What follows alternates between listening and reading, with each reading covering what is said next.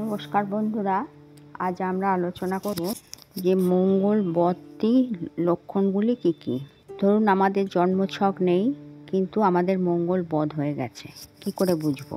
যদি আমাদের বাড়ির আশেপাশে বাউন্ডারির মধ্যে কোনো নিম গাছ থাকে, দেখতে নিম গাছের মতো, অথচ সেই গাছে কোনো নিম ফল হয় না, সেই গাছ বাড়ির আশেপাশে থাকলে মঙ্গল বদ ধরতে হবে।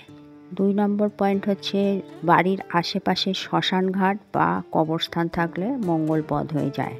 মঙ্গল বদ হয় জলের কলটি লিক করলে মঙ্গল বদ হয়ে যায়।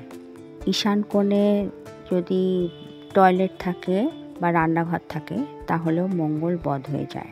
আমাদের যে বাড়ি আছে বা ফ্ল্যাট আছে তার নিচে যদি হালওয়াইকে দোকান বা অগ্নি জ্বালিয়ে মিষ্টান্ন তৈরি করা হয়, সেই দোকানগুলি থাকলেও মঙ্গল বদ হয়ে যায়।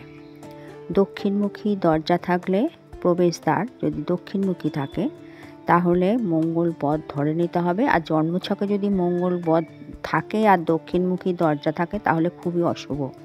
এরপরে হচ্ছে মঙ্গল বদ আমরা বুঝবো কি করে? মঙ্গল বদ, যে মানুষটির মঙ্গল বদ আছে তার চোখের নিচের অংশ থেকে দেখবেন মণির সাদা অংশ দেখা যাচ্ছে, মণির নিচে। ঠোঁটটা মোটা হয়, নিচের ঠোঁটটা মোটা হয়। শরীরের যতটা গ্রোথ, আঙুল ততটা গ্রোথ হয় না, আঙুলগুলো সরু লম্বা টাইপের হয়। যখন রেগে যায় তখন চোখটা ঘুরতে থাকে আর ঘাড়টা স্টিফ হয়ে যায়। যখন রেগে যায় তখন কি বলে বুঝতে পারে না, প্রচণ্ড উত্তেজিত হয়ে পড়ে। আর মঙ্গল বদ যদি খুব খারাপ পজিশনে থাকে, মার ধর ভাঙ চুর এইসব করতে থাকে। আর মঙ্গল বদ আমরা হাতে কি করে বুঝবো? আমরা হাতটা দেখুন, হাতে যদি আপনাদের ত্রিভুজ চিহ্ন থাকে তাহলে মঙ্গল বদ, আর যদি চতুর্ভুজ চিহ্ন থাকে তাহলে মঙ্গলটি শুভ মঙ্গল। সুতরাং এইভাবে আমরা বুঝতে পারি যে মঙ্গল বদের লক্ষণগুলো কি কি। বাড়িতে যদি কোনো মানুষের একজনের মঙ্গল বদ থাকে, এই মঙ্গল বদ বংশ পরম্পরা চলতে থাকে, এই মঙ্গল বদের প্রতিকারটি করতে হয়। মঙ্গল বদ থাকলে আমরা কিভাবে এর প্রতিকার করতে পারি? এক হচ্ছে সৌম্য দেবদেবীর পূজা করতে হবে, নাম আরাধনা করতে হবে, যেমন শিবজির আরাধনা, কৃষ্ণজি, রাধা, এইভাবে আরাধনা করলে মঙ্গল বদ আস্তে আস্তে কেটে যায়, রাগ কেটে যায়। অনর্গল যদি ঘুরতে ফিরতে সবসময় রাধা রাধা রাধা রাধা করা যায়, কৃষ্ণ কৃষ্ণ করা যায়, নমঃ শিবায় বলা যায়, মঙ্গল বদ শুভতে পরিণত হয়ে যায়। 2 নম্বর হচ্ছে আপনারা মঙ্গল বদে সাধারণত চন্দ্র, সূর্য এবং বৃহস্পতিকে পাওয়ার দিতে হয়।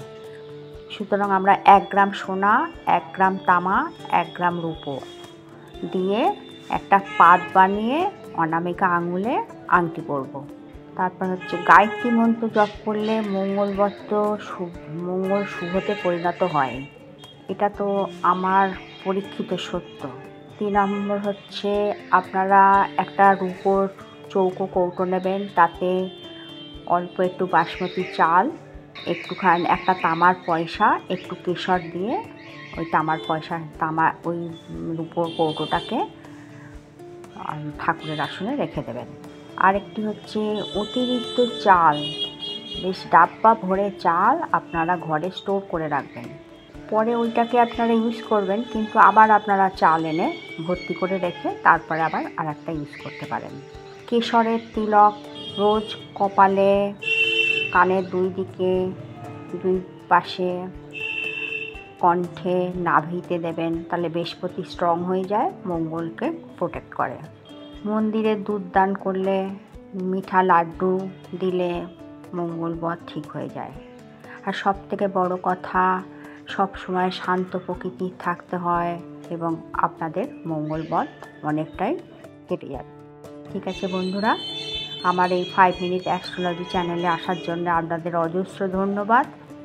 আমার এই অ্যাস্ট্রোলজিক্যাল চ্যানেলটি এবং স্পিরিচুয়াল চ্যানেলটি যদি আপনাদের ভালো লাগে তাহলে আপনারা আমাকে সাবস্ক্রাইব করবেন, বেশি বেশি করে শেয়ার করবেন, যাতে অনেক মানুষের উপকার হয়। এবং অসুবিধা হলে আপনারা কমেন্টের মাধ্যমে আমার থেকে জেনে নিতে পারেন। Thank you.